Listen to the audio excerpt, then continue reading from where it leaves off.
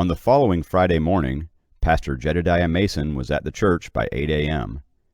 He toured the building exterior and grounds and was pleased to see no graffiti or broken windows this morning. All doors were securely locked. After completing the inspection, he unlocked the front door and turned off the security alarm. He turned on the coffee maker so the water would be hot for the first batch of coffee, and then sat in the sanctuary, where he prayed for the people in his church after consulting the prayer request list from the previous Sunday. Jedediah greeted the church custodian and office assistant as they came to work. Coffee mug in hand, Jedediah sat at his desk and browsed to his primary online source for books. He searched for DFIV Bible. The product web page appeared on his screen. It was available in paperback, leather cover, and ebook formats. He saw that DFIV was an abbreviation for Democratically Fact-checked Improved version. Scanning down the page, he noted it came from an unfamiliar publisher. It was first published 6 months ago and had been for sale at this website for 5 months. The customer reviews and ratings surprised him, especially since it was so new. It had over 13,000 ratings with an average rating of 4.9. The posted reviews were mostly short comments like, "Great," "Best Bible ever," and similar remarks, but were light on details about the book. The product page said it was currently the number 3 ranked item in the Christian Bibles category.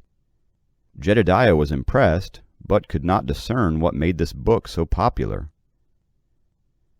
He paused his investigation and listened to the voice messages on his office phone, and then read the fresh emails. At 10:30 a.m., the self-appointed curriculum committee arrived at his office, right on time. It was a group of 6, so he suggested they move to one of the adult Sunday school rooms, where there was more room and seating. He recognized all of the 6 by face and name, but barely knew 5 of them. These were infrequent flyers who attended the church service with varying degrees of regularity, but did not participate in the Sunday school classes or other small groups. The 6th person was Belinda Spreckle, an elderly lady who had been the Awana director for 30 years before retiring. The body language and seating choices suggested that Belinda wasn't on board with the others, but it was Belinda who had asked for the meeting. Odd, Jedediah thought she preferred the NKJV translation. As they seated themselves, Belinda presented him with a leather-bound copy of the DFIV Bible. Jedediah noted that his name had been embossed in gold print on the cover. Belinda suggested, "Maybe you would like to take a few minutes to scan the book? That might help with our discussion." She had brought a box of coffee cakes from the grocery store and placed the open box at the side table. "How about a coffee break for the committee while Pastor does that?" She got no arguments from the other 5. Jedediah declined the coffee cake. "Thanks, but I don't like to get the Bible pages sticky from eating." The pastor started his high-level review of the book and jotted down some quick notes. "Okay, I think I'm ready to discuss this. Would you like to tell me your proposal?" Brandon O'Toole was the committee spokesman. "As you know, our church does not prescribe an official Bible. That makes it more difficult for people to follow you when you are preaching. Some translations use such old language that people can't understand them. Our committee has studied this, and we recommend that the church adopt the DFIV as the official church Bible. We recommend that we buy one for every person at church and tell them to leave their other Bibles at home. Unity of thought and spirit is so important, you know." Belinda remarked, "It's not a unanimous recommendation." Brandon quickly said, "Unanimous except for one person," with a bit of a frown forming on his face. For the first time, Jedediah noticed Brandon's ear and nose piercings and the subtle tattoos at his collar line. These never seemed important before, but now they seemed to be somehow relevant. The pastor said, Before I consider your recommendation, may I please ask a few things about this translation? First, why are all these sections printed in red ink? In many places, these are not the words of Jesus, and I can see other places where it's black ink, and those are the words of Jesus. Candy Merkel's excitement showed in her reply. All the good places are marked in red ink. Those are the places where God, or one of his messengers, promises something good for us. And when something good happens, like Job getting twice as rich as he used to be, and where someone gets healed. I like it when that happens. Your sermons are best when they come from the red words. Do you think you could preach from just the red words? Let me circle back on that. Pastor Jedediah asked another question. I see these footnote markers by many of the verses that say A, B, C, and D. What do those mean? Trevor Watson answered, Those are the ratings assigned to the passage by the reviewers. A means greater than 80%, B greater than 70%, C over 60%, and D over 50%. There is a legend at the bottom of each page that explains that. Pastor Jedediah asked the follow-up questions. Ratings for what? Who did the ratings, and were any passages rated 50% or less? Trevor explained, These are ratings for factuality, tolerance, and equity. The ratings were assigned by the publishers to reflect the online polling of the faculty at 20 prestigious colleges. The whole Bible was posted online, with each verse shown separately. College faculty could grade any or all verses using pass and fail.